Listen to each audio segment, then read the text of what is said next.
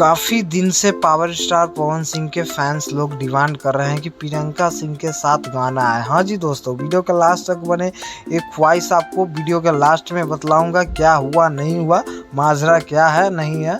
आप लोग चैनल पर नए हैं तो चैनल को जरूर सब्सक्राइब कर ले। पावर भोजपुरी न्यूज़ के ऐसा ही बड़ी बड़ी खबरें लाते रहूँगा। आप फ्रेंड भी बता दो, पावर स्टार पवन सिंह और प्रियंका सिंह जब भी आए गाना इनका जोड़ी आया तो सुपर हिट हुआ। जो शुरुआती दौर से जो कि छलका था हमरो जमनिया, उसके बाद जो कि प्रियंका सिंह जो पावर स्टार पवन सिंह के साथ उठी है, जो उसके बाद गिरने के कोई नाम नहीं लिए।